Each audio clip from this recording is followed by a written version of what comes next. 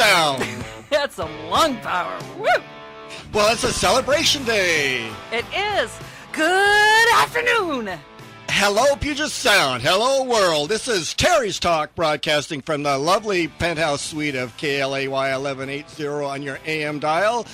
And I know there's a gazillion people out there on their computers at www.KLAY1180.com because we've got new friends from Portland, new friends in Texas, and we've got new music too. Did you notice that? Was that a little different? That is a little different. A little it's kinda different. Like jazzy. And we've got blues musicians from Texas and Portland listening in today, and it's just an incredible day here in the studio celebrating our 53rd show on the air. Can you imagine? Do you have any idea? You've been stuck with me for over a year You now? were the first, this is the first Wednesday in April. Yes. And you were in that chair as the first guest of this show. Yes, I one was. year ago. And then I became your Smarty Pants co-host. Oh, you're my lovely co-host. This is Terry's Talk. This is where we interview, where we have a conversation with the doers, the movers and shakers. And really good-looking men. Woo-hoo. Oh, You should man, see this who we have room, in this here. is a Woo! powerful place today. This is where we have those conversations four with the hot men people in that are here. working to improve the communities we live, work, and play. And these three guys have worked hard to make this a better place to live. I have some of my most favorite people in this room, so I am like in heaven. These people know internationally well-known people. The list just is incredible. We had Kara Simons talk about catering. We had Lance on here with Dominic Dobson from the LeMay Car Museum talking about Tucson Tyler, ex-NFL Tucson player, who helps the youth. And I'm talking, so that means we're going to commercial break because it never fails. That's because John knows how to time these perfectly. Thank you, John. We'll be right back to Terry's Talk on our 53rd show here on KLAY 1180 on your AM dial. We'll be right back. How is this Explain car the show? Hot Rod Hall of Fame, because a lot of people don't know what that is and how the funds go and helping the youth. And Well, the Hot Rod Hall of Fame it's like the Baseball Hall of Fame. It's for hot rodders or people involved in the car business or cars things. And in fact, Lance Lambert here happens to be a member, and Bob Davison here is a member of the Hot Rod Hall of Fame, and I was nominated in 2009. I feel very fortunate. People think, well, it's just about the guys in the cars. We raise money for people. Last year we had a gentleman there who was burned when he was about 12 years old, and he's in his 40s now, and he got bespoke, very badly scarred. It was very unbelievable, and he's still helping kids today. We took about a half-hour break, and I believe we raised about $7,000 and about a half hour for the burn system. And then we also raised money. In fact, Michelle at Garage Plus is a big contributor. They actually paid for one scholarship. Every year we raise 2 or 3 scholarships, and we're working with a college in Seattle for Vokes College for car people, and we give a couple needy students scholarships to keep them in school. And both students this year that have been picked would have had to drop out of school, and it was both of them last year. And one of them's from Vietnam, I believe.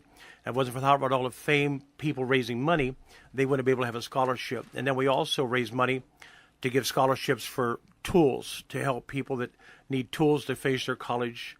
So it's all about helping other people, and it's just a bunch of great people getting together. And other people outside the Hot Rod Hall of Fame also get together and donate, and they participate. It's a great organization, a great time. So I went to that, and it was really kind of fun. And to be honest, I thought maybe I was going to be able to, maybe they were going to make me an honorary member of the Toppers after all of this. And so they played one of the episodes of the Vintage Vehicle Show and made a big deal about me being there. And then they said, well, in the history of the Toppers, there are 2 people that we didn't let join the club that we really regret. We wish we would have let them in. And one was Bob Davidson, and he went on to some Bob sitting here in the room, and he went on to start the Capers Car Club, another tremendous club here in the Northwest area. And then the other was you, Lance. And I want you to know we got together and we discussed it, and you're still not a member of the club. And for about a half a second, I was upset, and then I started laughing. And they're a great group of guys. So Bob and I went on to other clubs. The Capers. How long did they stay together? The Capers stayed together quite a few years. It was 1959. I started a club in October, and it was in August when I got out of the Air Force. I tried to join the Toppers, and they said, well, we understand that the only car you got's your daily driver, which was a 56 Chevy then, and we'll talk it over. Well, they said, well, we'll see at the next meeting. Well, I said, well, I think I'll go start my own club, which I did.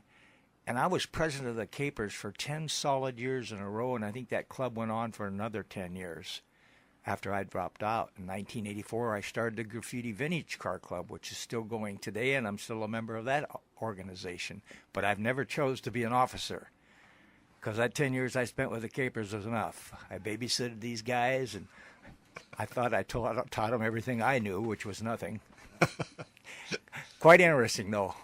So, Bob, you were at the Mile to Wild. You were showing customers and car people and students about pinstriping at the Mile to Wild this weekend. Did you find some new people that you're going to be able to mentor in the future? I don't know about mentoring these people, but we had a great turnout. Some awesome talent was there. Some new people did show up, yes. Even those cars with the big wide tires and the flat, there's no tread on them because those are our drag strip tires. And and when those cars growl, it's just like, oh. It's the exhaust systems, the muffler systems, or the lack of muffler systems, and the big camshafts that are highs and lows, and the sounds of a car, and the smell of burnt fuel. Everything is great. And I'm going to remind everyone, watch the Vintage Vehicle Show. And Lance, can you, again, fill everybody in on what channel that is? If you want to learn about cars, if you want to drool. All right. Well, here in the Northwest, it is on KBTC, which is the PBS affiliate station out of Tacoma. And on some systems, that's 12. And you just have to kind of punch the numbers in. It is conveniently on at 6 a.m. every 6 a.m.? 6 a.m. on Sunday morning? On Saturday morning. Saturday What a morning. great way to start your weekend. But you can also TiVo it. But the good news is if you have Comcast On Demand, push 889 on your little control, and it'll take you right to the Vintage Vehicle menu, where there's usually 6 to a dozen shows available anytime. And you get to watch Garage Plus commercials there, too. Woohoo! I can't believe this hour is up.